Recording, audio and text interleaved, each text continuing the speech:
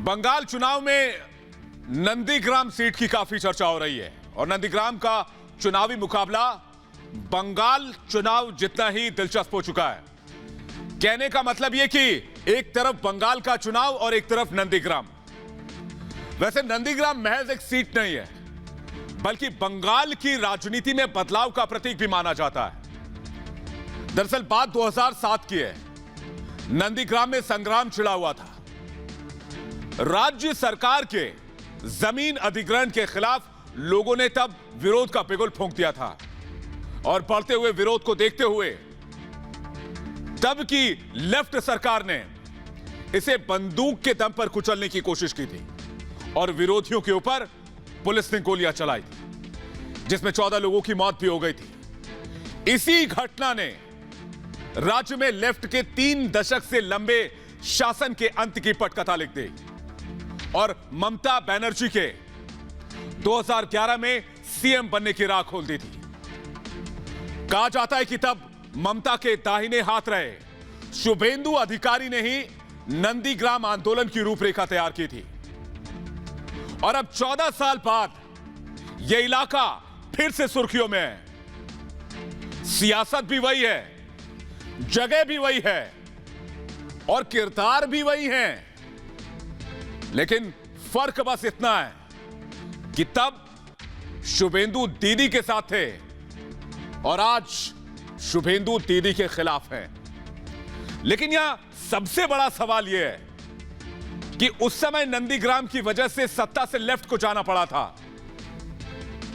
तो क्या इतिहास खुद को दोहराने वाला है या दीदी फिर से नया इतिहास लिखने वाली है?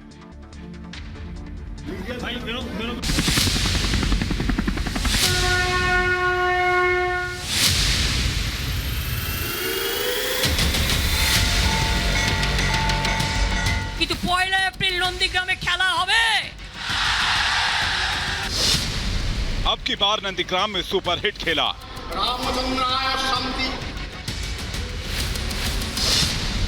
नंदीग्राम में ममता का इमोशनल कार्ड। भूलते पारी सबार नाम, भूलबो ना को नंदीग्राम। नंदीग्राम में मंच से चंडी पाठ का मतलब क्या? नमस्ते जलशायिने, नमस्ते केशवानंद, वासुदेव नमस्तुते। कौन बनेगा नंदीग्राम का असली अधिकारी?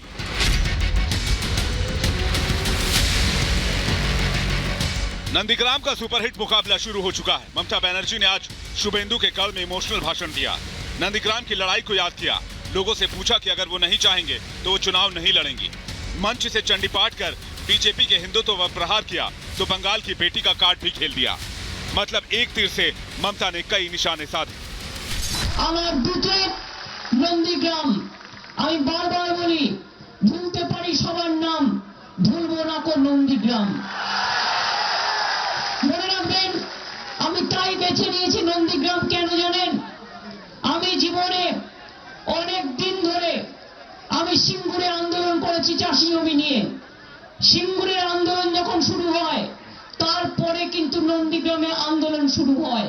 ঘর ভাঙানোর কথা 70-30 বলবেন, 70-30 না, আমরা 100 মাথায় রাখতে হবে। नंदीग्राम की अपनी लड़ाई को याद करते हुए ममता ने बीजेपी के हिंदुत्व पर प्रहार किया। ममता ने कहा कि वो हिंदू हैं और उन्हें किसी से हिंदुत्व सीखने की जरूरत नहीं है।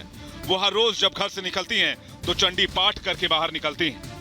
नमस्ते जलशायिने, नमस्ते केशवानंद, वासुदेव नमस्तुते। हे कृष्ण परम सिंधु, दीन बंधु जगतपथे, गोपेश गोपिका कांत, राधा कांत नमस्तुते। ममता ने वोटरों से कहा कि 1 अप्रैल और 2 मई को बीजेपी को अप्रैल फूल बनाना है। 1 अप्रैल को नंदीग्राम में खेला होबे का भी नारा दिया। ওদের এপ্রিল ফুল করে দেবেন। টাকা দিলে টাকাটা কি করতে হয় আপনারা জানেন, কিন্তু ভোটের বাক্সে এপ্রিল ফুল করে দেবেন। আর 1 এপ্রিল আর 2 মে যেদিন রেজাল্ট বেরোবে সেদিন বুঝতে পারবেন। बंगाल की हाई प्रोफाइल सीट पर अभी कई दिनों तक फुल एक्शन रहेगा। ममता बनर्जी कल नंदीग्राम सीट से पर्चा भरेंगी। 11 मार्च को टीएमसी अपना घोषणा पत्र जारी करेगी तो 12 मार्च को कभी ममता के करीबी रहे शुभेंदु ममता के खिलाफ अपनी सबसे बड़ी लड़ाई के लिए पर्चा भरेंगे। शुभेंदु के नामांकन के दौरान बीजेपी के कई दिग्गज मौजूद रहेंगे। शुभेंदु के नामांकन में स्मृति ईरानी और मिथुन के साथ धर्मेंद्र प्रधान भी शामिल हो सकते हैं। इधर शुभेंदु ने आज झारग्राम में पदयात्रा की। बड़ी संख्या में बीजेपी कार्यकर्ता इस पदयात्रा में शामिल हुए। नंदीग्राम में इस बार ममता और शुभेंदु में सीधी टक्कर तय है, लेकिन बीजेपी ने ममता को बाहरी उम्मीदवार बता दिया है। सुनने में आया है कि ममता बनर्जी ने किराए का घर ले लिया है नंदीग्राम में, आपको लग रहा है टक्कर दे पाएगी? किराए का घर किराए का ही होता है और अपना घर अपना ही होता है। किराए का घर खाली करना पड़ता है। दरअसल 2011 में ममता ने जब लेफ्ट को उखाड़ फेंका तब नंदीग्राम और सिंगूर आंदोलन का बड़ा असर था और एक बार फिर 2021 में नंदीग्राम की लड़ाई बंगाल की सबसे बड़ी लड़ाई बन गई। सवाल ये है कि तब शुभेंदु इस इलाके में एक बड़े नेता के तौर पर उभरे थे और ममता सरकार में नंबर 2 पर थे।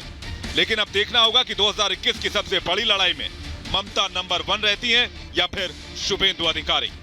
Bureau report, Republic Bharat. तो बंगाल की 293 विधानसभा सीटें एक तरफ और पूर्वी मेदिनीपुर जिले की नंदीग्राम सीट दूसरी तरफ। इस विधानसभा चुनाव में नंदीग्राम सीट बंगाल की राजनीति की धुरी बन चुकी है, जहां से बंगाल की सियासत के 2 सबसे बड़े महारथी आमने सामने हैं।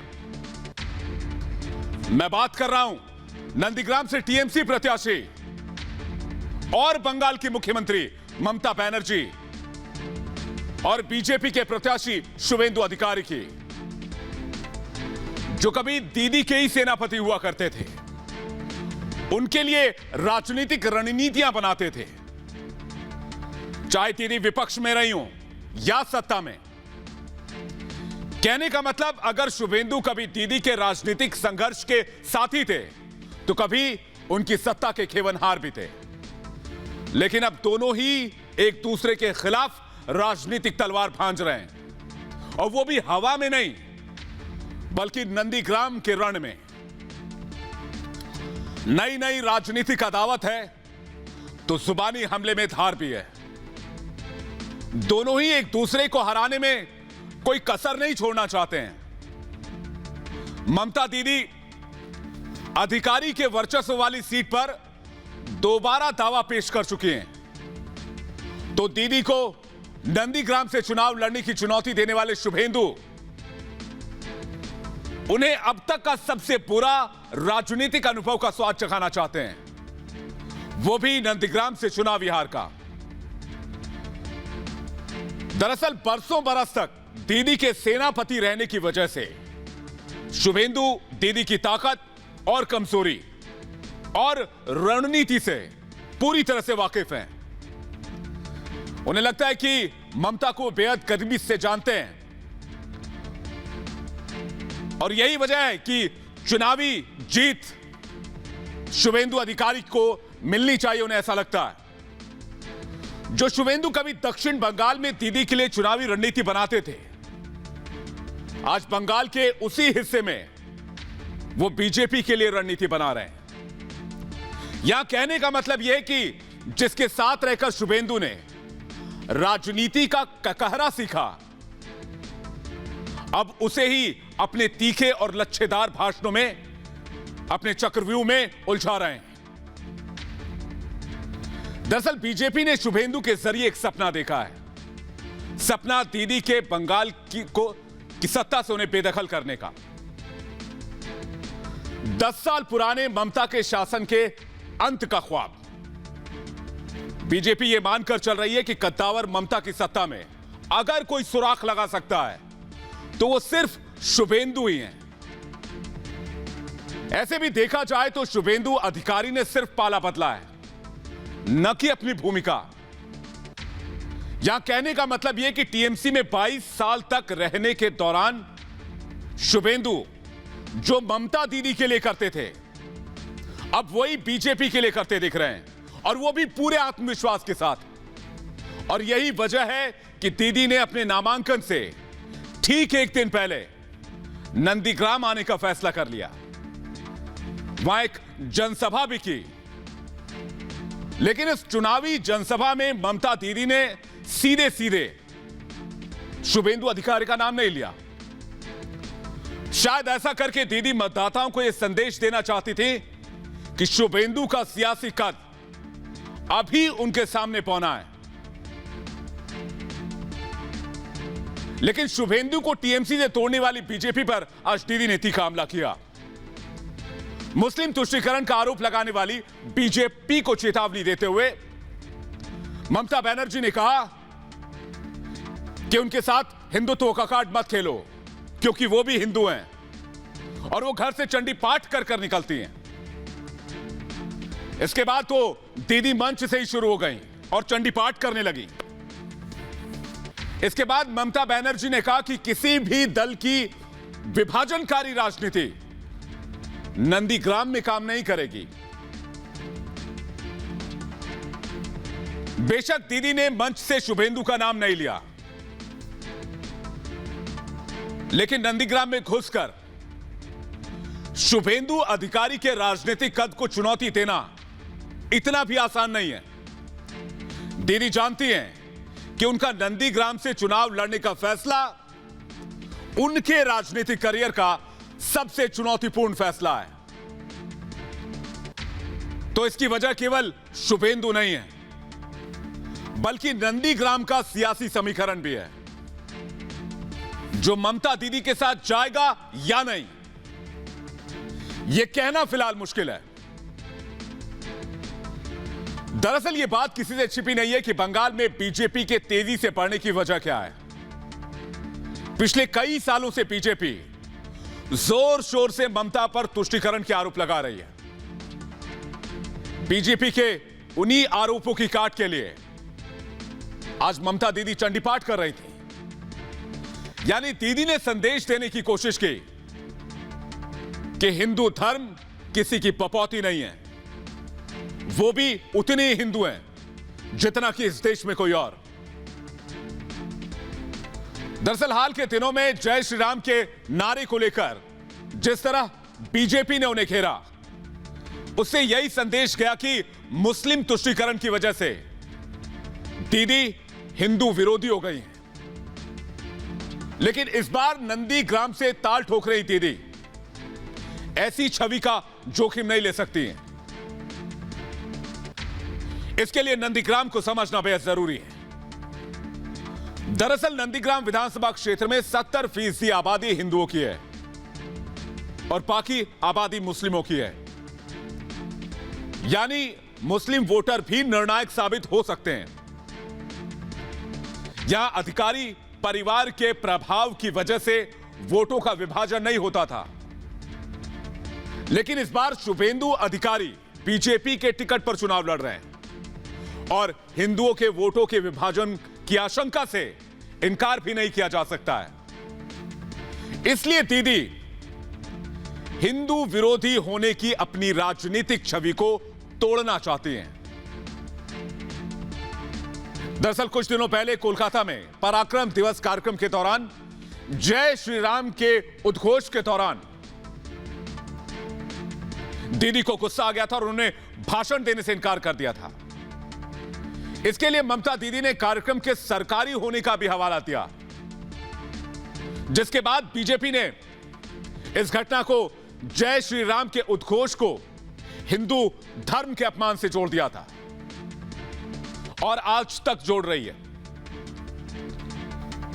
साल 2016 में हुए चुनाव में शुभेंदु अधिकारी ने सीपीआई के अब्दुल कबीर को यहां से हराया था और शुभेंदु अधिकारी के दबदबे का अंदाजा इस बात से लगाया जा सकता है कि उन्हें करीब 67% वोट मिले थे। वहीं दूसरे नंबर पर रहे अब्दुल कबीर को करीब 26% लोगों ने वोट किया था। यहां कहने का मतलब यह कि जीत का अंतर करीब 40% था, जबकि बीजेपी को यहां करीब 5% वोट ही मिले थे। लेकिन इस बार तस्वीर कुछ अलग नजर आ रही है, यानी समीकरण बदल चुका है। शुभेंदु अब बीजेपी के टिकट पर चुनाव लड़ रहे हैं। ऐसे में बीजेपी का सिर्फ 5% वोट बैंक को जीत में बदलना और सामने ममता बनर्जी जैसा उम्मीदवार होना बीजेपी और शुभेंदु अधिकारी के लिए किसी चुनौती से कम नहीं है।